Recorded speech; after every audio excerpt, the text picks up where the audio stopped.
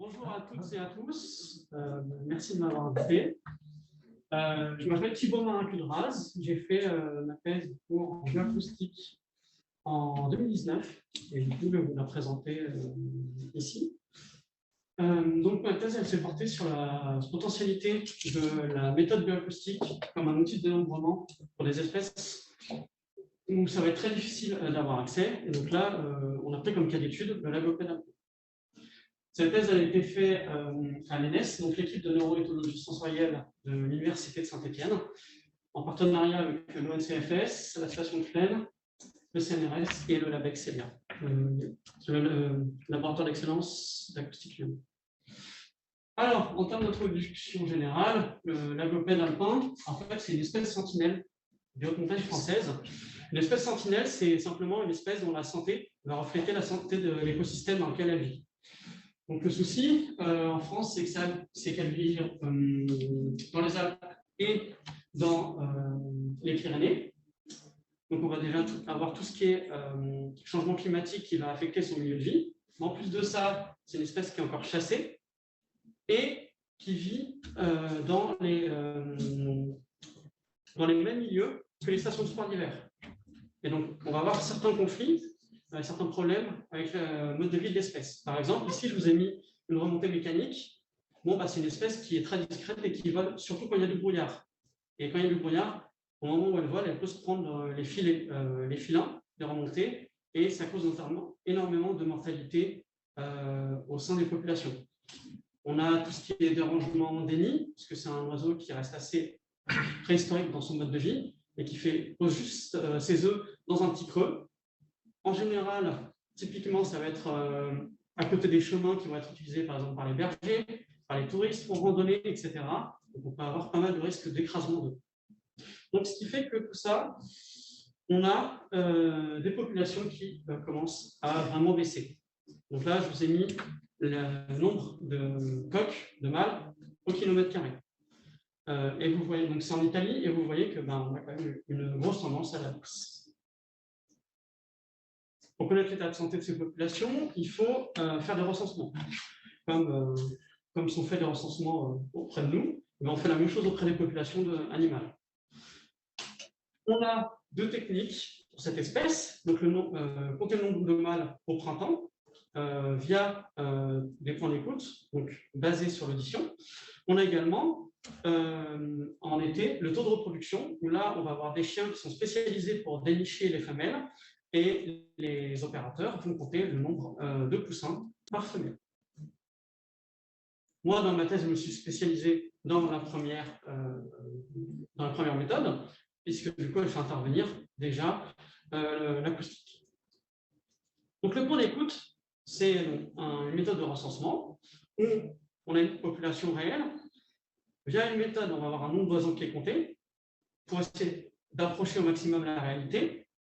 Et année par année, si on répète ce processus, ça va nous permettre d'obtenir des tendances de population.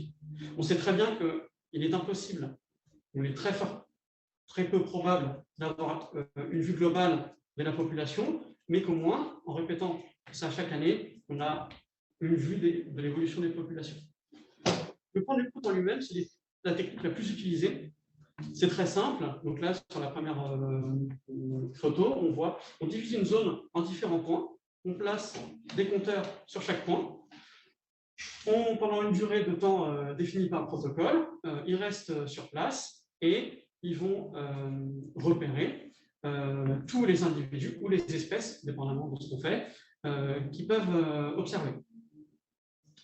Pour le coup, dans notre cas, là, comme vous voyez sur la dernière image à droite, on fait ça à l'aube, donc quasiment de nuit, et donc la vue est totalement, on ne peut rien voir, donc c'est quasiment tout basé sur l'audition. On va compter le nombre de mâles par rapport à ce qu'on entend. Le problème, c'est qu'on est dans un environnement montagneux, donc c'est un environnement qui est difficile, on peut avoir du vent, des problèmes de propagation du son par rapport au relief, et c'est également un terrain contraignant. Donc on ne peut pas ramener tout le monde, là on est à 2500 mètres, on ne peut pas amener 20 personnes pour compter. Ce qui fait qu'on suspecte une forte variabilité dans les chiffres qu'on va avoir d'année par année. surtout qu'en plus, on ne peut pas répéter suffisamment au sein de la même année les comptages pour avoir une vue très globale de la population. D'où la nécessité d'apporter une solution alternative au protocole traditionnel. Et c'est là que vient l'acoustique, puisque on a des méthodes qui ont émergé qui nous permettent, par exemple, d'étudier les paysages acoustiques, c'est-à-dire l'intégralité des sons qu'on va enregistrer, et de les comparer pour en tirer des richesses spécifiques. On a également, avec tout ce qui est technique d'IA, réseau de neurones, etc., on peut faire de la reconnaissance automatique des espèces, puisque les espèces émettent différents types de sons. Par exemple, là, je vous ai mis les musiciens de Brême sur la diaporama, mais un coq va émettre un son différent d'un âne. Et ça, on peut le reconnaître. Et on peut aller à l'intérieur des sons, les isoler et calculer le nombre de sons, par exemple, par espèce. Mais là, ce qui va nous intéresser plus spécifiquement, c'est qu'on peut, au sein d'une même espèce, différencier des individus. Tout comme nous, on a une voix qui nous est propre, on peut différencier des gens au téléphone, les uns des autres, sans les voir. Et bien, chez certaines espèces, c'est possible. Et c'est ce qui va du coup m'intéresser dans la thèse.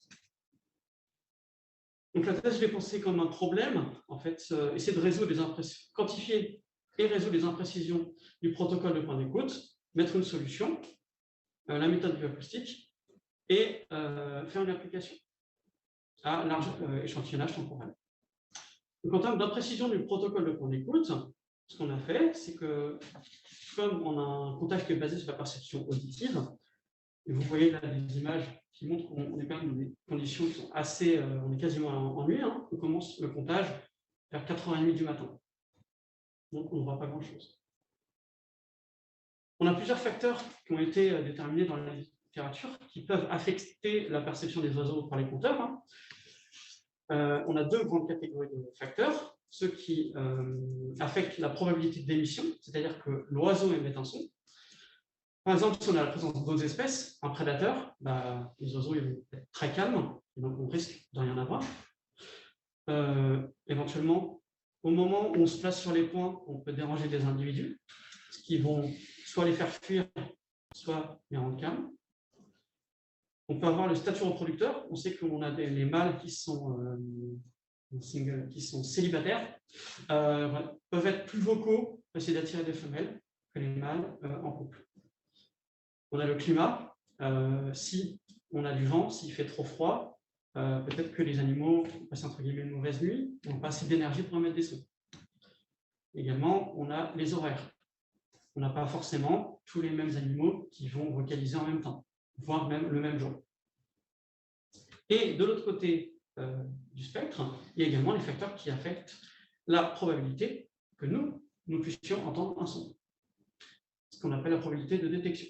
Il peut y avoir la position de l'oiseau. On est dans un relief montagneux, donc s'il est vraiment derrière une grande falaise, on risque de ne pas l'entendre, même s'il est juste à côté. On a un oiseau qui fait un vol en cloche, donc en général, il va s'envoler. Ça va décrire une cloche, et au sommet de la cloche, il va émettre un son, il va se poser, et en général, il réémet un son. Ça veut dire qu'on a un intervalle de temps très court, deux sons différents, à deux endroits légèrement différents.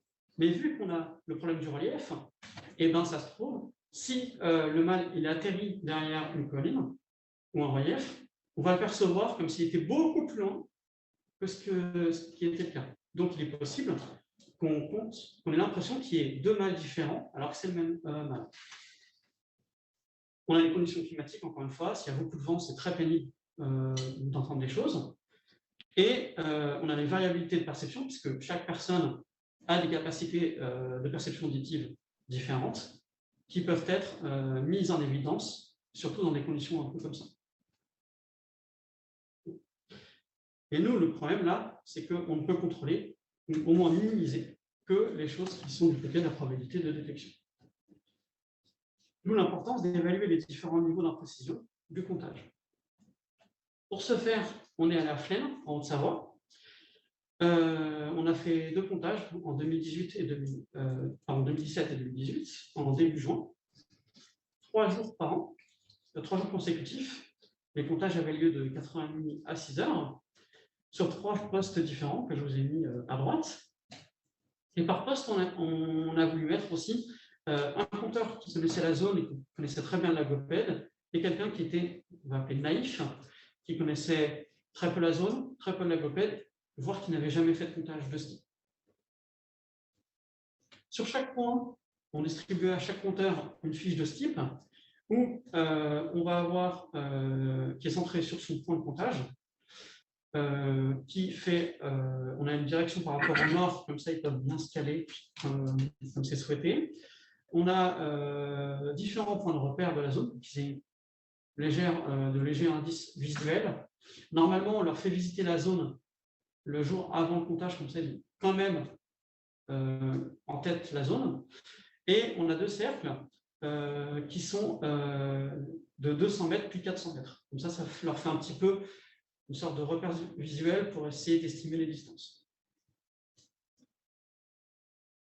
Et du coup, à la fin du comptage, la feuille ressemble à ce que vous avez à l'écran, où pendant 1h30, chaque personne va indiquer sur la carte toutes les vocalisations pour lesquelles qu'il a entendues, et il va les placer sur la carte. À la fin, il va former des groupes de vocalisation homogènes, et ça va être notre proxy, donc c'est ce qu'on pense, être un même mâle. Donc là, vous voyez que, par exemple, ici, on a au minimum 3 mâles bien définis. Et quand on n'est pas sûr, et qu'on ne peut pas confirmer certaines vocalisations, on peut se dire, vous voyez, là, ce qui est entouré en noir, on ne sait pas si c'est un des deux mâles adjacents, ou si peut-être il y a un mâle qui est au milieu. Donc, le résultat pour ce compteur, c'est qu'on a entre 3 et 4 mâles. On prend l'estimation minimum, là où il est sûr, et l'estimation maximum, où on rajoute les choses où il n'est pas sûr.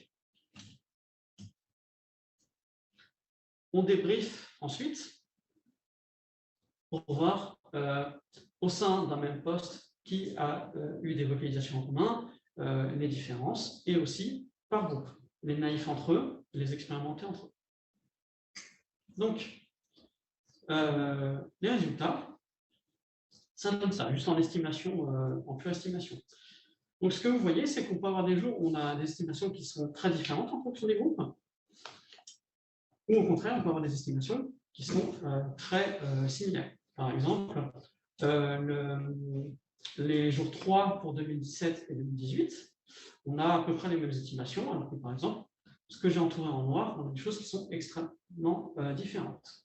Donc vous voyez que rien qu'en fonction de l'expérience, on peut avoir des choses différentes. Ensuite, on a voulu creuser et on a voulu voir ce qu'on avait en termes d'erreur de localisation. Donc, on a posé des GPS sur les mâles. Les images que vous avez, c'est des petits GPS solaires qui permettent d'indiquer la position du mâle à des plats de temps qu'on définit nous-mêmes. Donc, ce qui est sympa, c'est que du coup, vu qu'on sait à quelle heure, à quel endroit chaque compteur a placé ses sons, on peut essayer d'associer ça avec une position d'oiseau qui était à un endroit relativement similaire, ou qu'on pense être similaire, et au même moment. On peut du coup faire estimer des différences de distance, tout simplement en comparant la distance entre l'estimation et le compteur, et la position réelle, la position GPS et le compteur. On peut aussi estimer l'erreur d'angle qui a été faite entre les deux. Mais là, je vais surtout vous présenter l'erreur de distance.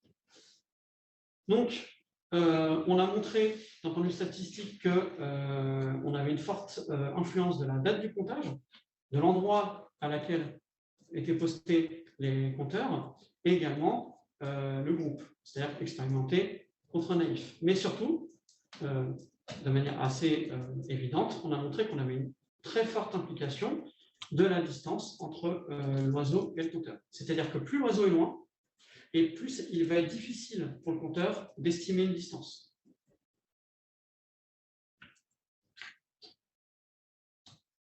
Donc, pour conclure sur cette partie, on a une variabilité journalière des résultats, donc qui peut être induite par une activité variable des oiseaux. En effet, peut-être que tous les oiseaux ne vont pas vocaliser le même jour ou au même moment. Une influence du climat, puisque en montagne, c'est très, très variable. On peut avoir de la pluie, on peut avoir de la neige, on peut avoir du vent. Et donc, tout ça va affecter à la fois la concentration et la capacité du compteur à bien localiser les sons. L'importance du poste d'écoute, vu qu'on est en montagne, on a des reliefs qui sont différents, encore une fois. Et aussi, vu qu'on a des oiseaux qui peuvent être en mouvement, et de temps en temps, comme je le disais auparavant, certains oiseaux peuvent commencer le comptage, la durée de comptage proche du compteur, aller derrière un relief et simuler, entre guillemets, deux oiseaux. Et enfin, on a ce qu'on appelle le biais observateur, qui est induit par les capacités de localisation des sons qui nous sont propres. Et ça, j'avais fait une petite expérience de psychoacoustique où je demandais à des gens en conditions contrôlées d'orienter des sons. Ce qu'on avait montré, c'était que quand le son est vraiment tout droit, ou vraiment à gauche, ou vraiment à droite, c'est facile. Par contre, dès qu'on est sur des choses qui sont intermédiaires et beaucoup plus fines, on a de grosses erreurs. Donc, tous ces facteurs vont provoquer du bruit dans le résultat, et c'est pour ça qu'on avait envie d'élaborer une technique plus consistante et moins sensible à tous ces problèmes. D'où la mise au point de la technique bioacoustique. Alors, pour l'utilisation des sons qui sont faits par cette espèce, on est surtout sur de l'attraction de partenaires et la défense de territoire. Donc, où les femelles peuvent choisir leur partenaire sexuel en fonction de leur voix. Également, quand on a deux mâles qui vont s'affronter, on peut avoir des échanges vocaux avant ou pendant les affrontements. Puisqu'en fait, les sons peuvent porter des informations. Donc, on a des informations génétiques, de qualité, entre guillemets, d'individus, et morphologiques, puisque, par exemple, les fréquences des vocalisations peuvent être reliées à un poids, à une taille, etc. On est sur une espèce qui n'apprend pas son chant. C'est ce qu'on appelle une espèce monocyle. Il y a des oiseaux qui apprennent leur chant. Et dans ce cas-là, on aurait également une translation des capacités cérébrales de l'individu. Dans notre cas, ce n'est pas le cas. Et ça a un tout petit point négatif, c'est qu'on va avoir moins de variabilité possible, puisqu'on a moins de facteurs qui permettent une variabilité au sein des populations. Donc, l'objectif dans cette partie, c'était de savoir si on pouvait différencier les mâles grâce à leur vocalisme. Et si on pouvait utiliser ces différences pour les dénombrer. Et enfin, deuxième objectif, c'était de comparer la méthode traditionnelle de point d'écoute avec la méthode acoustique. Pour faire ça, on est donc resté sur FLEL. On a fait 3 années d'enregistrement. Vu qu'on avait les GPS qui étaient équipés, on pouvait déterminer, comme ce qui est montré sur la carte, des territoires. Donc, en rouge, c'est les territoires des mâles avec GPS. En jaune, c'est des territoires estimés par rapport à nos observations. Là, c'est des mâles qui sont non équipés. Donc, je reviens là. Pour ces mâles, on a ce qu'on appelle un jeu de données connu, où là, on va directement sur le territoire, on enregistre spécifiquement un mâle. Et à contrario, comme on voulait une vue d'ensemble de la diversité acoustique dans la zone, et qu'on avait peur de manquer des mâles, de temps en temps, on allait sur des points aléatoires de notre zone d'étude, où là, on enregistrait tout ce qui se passait. C'est ce qu'on appelle le jeu de données inconnu. Pour chaque champ qui a été enregistré, alors, je vais vous faire écouter ça. Donc, ce n'est pas une vocalise d'oiseau traditionnelle, c'est proche plutôt d'une grenouille ou quelque chose comme ça. En fait, c'est des groupes de pulses qui sont séparés par des silences. Donc, ces vocalises, je les ai analysées, j'en ai retiré différents paramètres. Donc, on a les premiers paramètres temporels, donc par exemple la durée du premier groupe, le premier silence, la durée du deuxième groupe et le deuxième silence. Voilà. Au sein du premier groupe, j'ai étudié ce qu'on appelle le pulse rate, qui est simplement le temps entre deux pulses. Voilà. Et j'ai rajouté à ça 2 paramètres d'accélération où je comparais les différences entre le pulse rate, du coup, là c'est ce que je vous ai mis juste en bas à droite, entre les durées entre deux pulses et leur évolution. Donc savoir si on a quelque chose qui va plutôt accélérer ou plutôt ralentir. Et enfin, j'avais des paramètres fréquentiels où vous voyez sur le spectrogramme qu'on a 2 fréquences majoritaires que je prenais également. Pour paramétrer ma méthode, j'ai utilisé donc, le jeu de données connu, où là on enregistrait les mâles sur leur territoire, de 2017. On avait 9 mâles. Pour chaque mâle, on avait entre 3 et 24 vocalises par mâle. Donc quand je vous dis qu'on a des variabilités entre les individus, là, rien qu'avec ça, vous voyez qu'il y a quand même pas mal de différences. On avait un nombre de variables qui était 12-13 variables, qui était très supérieur au nombre de vocalises par mâle, de manière générale. Et c'est pour ça que je me suis dirigé sur des analyses discriminantes. C'est des méthodes statistiques en fait, qui nous permettent de réduire un espace multidimensionnel. Donc, je partais d'un espace de 13 variables à un espace de 4 dimensions. Et on construit cet espace de manière à pouvoir séparer au mieux les groupes. Et donc, c'est ce qui est présenté à droite, où vous voyez que chaque point est une vocalise et chaque couleur est un mâle. Donc là, je vous ai projeté ces points sur les 4 premières dimensions de notre analyse. Et vous voyez qu'on a quand même une bonne séparation physique des mâles. Ce qui veut dire qu'on a quand même, on arrive à pouvoir différencier les mâles selon leur vocalise. Donc une fois que ma méthode était paramétrée, pour chaque année, j'ai fusionné les données connues et les données inconnues. Je les ai projetées sur l'espace à 4 dimensions que je vous ai présenté avant. Et j'ai fait du clustering. Le clustering, c'est un algorithme qui permet de prendre un jeu de données et de dire, ben voilà, dans ce jeu de données, j'ai 3, 4, 5 groupes différents de données homogènes. Et ces données homogènes, on émet l'hypothèse que ce sont des mâles. Voilà. Donc, j'ai pris les résultats des comptages qu'on a sur le graphe, là, pour chaque année.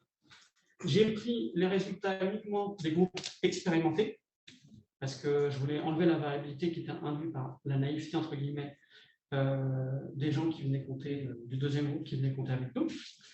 Le point rouge, c'est ce que j'appelle, est basé sur les observations visuelles, c'est-à-dire notre expérience du terrain.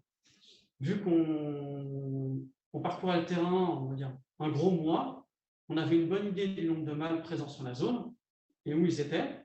Et donc, pour nous, c'est ce qui approche le plus la vérité de la population. Et avec ça, il y a du coup nos données bioacoustiques. Donc, c'est ce qu'on appelle les violin plots. Donc, en gros, on a un box plot au milieu et on représente une densité sur les côtés. Plus c'est enflé et plus le numéro est représenté, la valeur est représentée. Pourquoi notre méthode, elle n'a pas un seul résultat, mais elle en a plusieurs. Et j'ai dû faire tourner plusieurs fois l'algorithme. C'est juste que c'est basé sur des initiations. L'algorithme est basé initialement sur des estimations et des maximisations en paramètres, et qu'on peut avoir, il peut être bloqué sur certains maximums locaux. Donc, c'est important de le faire tourner plusieurs fois pour avoir une vue globale de la réalité. Donc, ce que vous voyez, et ce que j'ai mis avec des flèches, c'est que les valeurs qu'on retrouve le plus souvent, pour 2016 et 2017, c'est les valeurs qui correspondent à nos observations. Et donc, a priori, la méthode bioacoustique permet d'avoir une estimation assez juste de notre population. Donc, ça s'approche des valeurs de terrain. Par contre, c'est basé sur des enregistrements à la main. Donc, ce n'est pas très pratique, puisqu'il faut qu'on suive les oiseaux. Donc, ça, ce qui est bien, c'est que ça nous quand même garantit une qualité des enregistrements optimale pour l'analyse après. Par contre, ça demande un gros effort de terrain. Et vu le milieu où c'est, on peut rester que de manière assez courte. En général, les saisons d'enregistrement, c'est une dizaine de jours. Si on a plus de mâles que ça, on risque d'en louper. S'il y a des mâles qui ne veulent pas chanter, on risque d'en louper. Donc, ce qui serait bien, c'est qu'on puisse appliquer cette méthode de manière réaliste sur des grandes périodes de temps. Et c'est du coup la dernière partie de ma thèse, où là, j'ai voulu appliquer ça de manière sur des grands jeux de données avec un grand échantillonnage temporel. C'est rendu possible avec divers développements techniques et technologiques. Donc, à gauche, vous avez les enregistreurs qu'on utilisait. Donc, c'est de simples enregistreurs stéréo, avec en haut le petit truc Garmin, c'est un GPS qui permet de synchroniser nos enregistrements, mais sinon, c'est vraiment juste un petit enregistreur stéréo. Tout développement technique, c'est comment les rendre suffisamment résistants pour résister à diverses conditions de terrain. Donc, là, de la haute montagne, on peut avoir de la forêt tropicale, on peut avoir certaines fois de l'eau, si on enregistre en marin, etc. Vu qu'on a des entreprises qui sont maintenant spécialisées là-dedans, on a ce genre d'appareil qui est relativement abordable et qui nous permet d'en acheter plusieurs et de les poser sur le terrain pendant de longues périodes. En plus de ça, on a toutes les contributions qui sont de l'IA, des réseaux de neurones, etc., qui nous permettent de traiter de très très gros jeux de données de manière relativement efficace. Ce qui nous permet d'augmenter le nombre de données, donc l'échelle des suivis, et ce qui est adapté pour suivre acoustiquement des espèces discrètes, comme la nôtre. Parce que plus on augmente le nombre de jours de suivi, plus on augmente la chance qu'on ait tous les individus, qu'on puisse enregistrer tous les individus qui vocalisent dans une donnée. Et par contre, quelles informations on pourra obtenir grâce à ce type de suivi acoustique? C'est la problématique de la partie. Pour ce faire, on est allé dans le sud-ouest, au Canigou, dans les Pyrénées, en 2016, 2017, 2018. On a placé sur les plans du Canigou 4 enregistreurs. Et donc là, la photo de droite, c'est le micro de l'enregistreur avec le fil qui est dans un tuyau et qui va sous terre, où là, on avait placé l'enregistreur. Pourquoi? Parce qu'au Canigou, on a des fortes conditions de vent, notamment, et c'est assez compliqué. Vous pouvez voir au fond, même en mars, c'est très, très enneigé. Donc, on a placé ces enregistreurs du 24 mars au 15 juin, et ils enregistraient 2 heures par jour, globalement entre 4 et 6 heures du matin. Là, on a plus de chances que l'espèce puisse vocaliser. On a récupéré ces enregistrements. J'ai développé un petit algorithme pour extraire automatiquement les sons. J'ai fait une analyse acoustique similaire à ce que je vous ai montré précédemment. Pareil, encore une fois, on projette sur un espace à quelques dimensions, on fait du clustering et on obtient le nombre de mâles.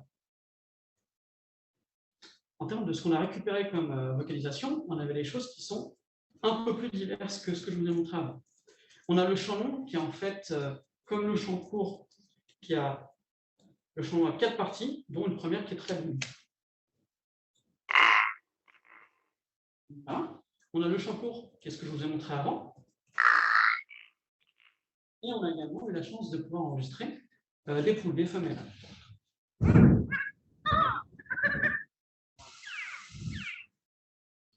Donc, là aussi, surtout pour les poules, vous pouvez vous rendre compte qu'on a quand même pas mal de bruit, puisque forcément, on a du vent et des choses comme ça. Donc, on a eu un petit défi là-dessus pour pouvoir différencier les vocalises du bruit de temps en temps. En termes de représentativité des sons qu'on avait, là, je vous présente les résultats qu'on a obtenus pour l'année 2018. Vous voyez qu'on a une majorité de chants de mâles, puisque les chants courts et les chants longs sont faits par les mâles. On avait un petit peu des petits piaillements et des petits sons similaires. Et enfin, vous voyez qu'on a très très peu de poules. A priori, de ce que nous on a observé, les poules elles vont plutôt émettre des sons en début de saison, ce qui nous fait dire que en fait, le choix des partenaires est mutuel. Ce n'est pas aussi noir et blanc que ce que je vous ai dit avant, mais qu'en fait, les femelles aussi peuvent se battre pour des mâles. Ce n'est pas forcément que les mâles qui se battent pour les femelles. On a quelque chose qui est un petit peu opposé à ce qui est d'habitude présenté dans la bibliographie, puisqu'en général, les gens qui vont sur le terrain, ils y vont un peu plus tardivement, là, les femelles sont déjà en couple et sont beaucoup plus calmes et nous vocalisons.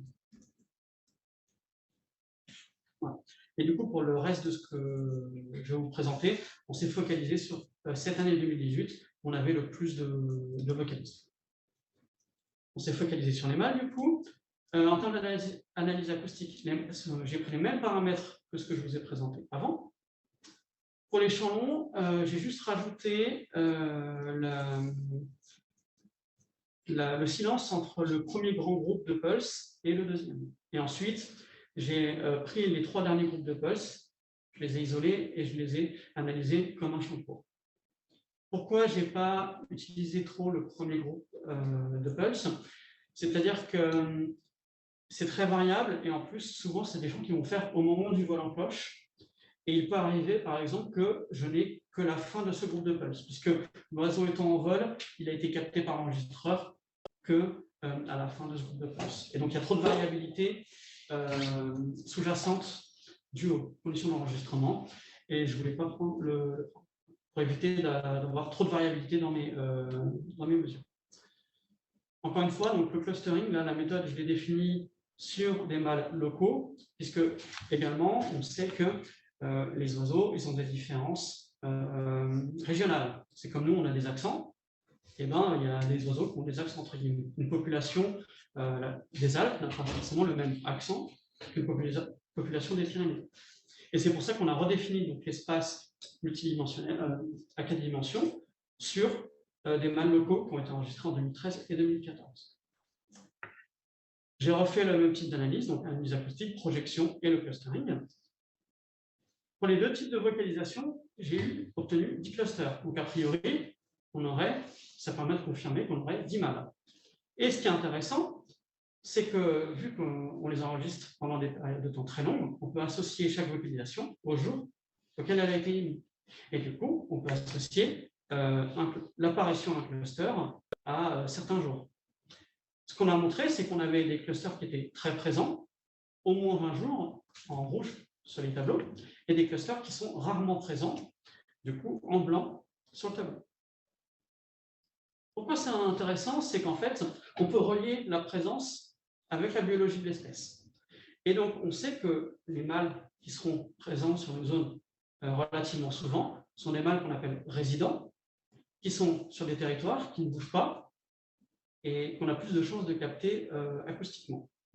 Ces mâles ont toujours des femelles, donc ça nous permet du coup de relier le taux de présence d'un certain mâle avec le nombre de femelles. Également, ça corrobore des données de comptage qui ont été faites la même année, où là, il a été identifié qu'on avait 5 mâles sur la zone. Les clusters les peu présents, on peut les associer à ce qu'on appelle les mâles satellites, qui vivent sur la périphérie de la zone d'étude, des territoires des autres mâles, et ou sur des massifs voisins, et qui viennent ponctuellement dans la zone, essayer de challenger des mâles, essayer de reprendre des territoires, voire voler des femelles, ce qui va créer des conflits, mais des conflits ponctuels. On aura des présences de ces mâles que j'affiche en blanc, vraiment ponctuellement.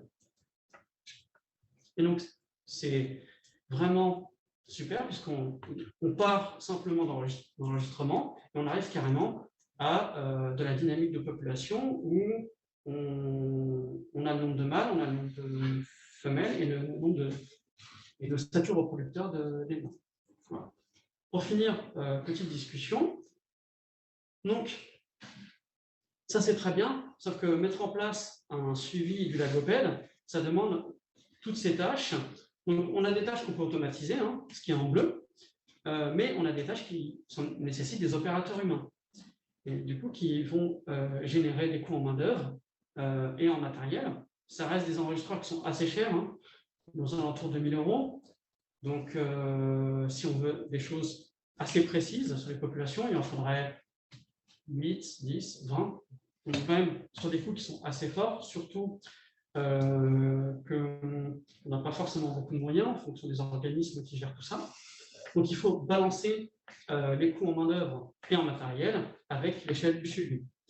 Ce que je proposais en termes de protocole pour maximiser les informations qu'on peut avoir avec l'argent investi, c'est, si on veut étudier une zone, avoir une zone centrale, on sait qu'on a pas mal de mâles, avec beaucoup de micros pour augmenter les chances de capter tous les mâles, et aboutir au nombre de mâles par an et au statut reproducteur que je vous ai montré avant.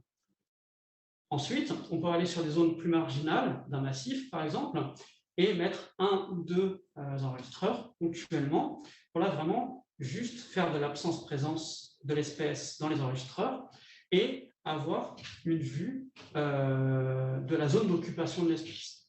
Ce qui nous permettrait du coup de maximiser toutes les informations qu'on peut avoir, en espérant que ça puisse contribuer à protéger l'espèce. Voilà, du coup, merci pour votre attention. Je remercie du coup l'ONCFS, mon maître de thèse Frédéric Seb, et du coup les 2 opérateurs de l'ONCFS, Claude Leroy et Bertrand Mufalovic, qui nous ont aidés sur le thème. Voilà, merci pour votre attention.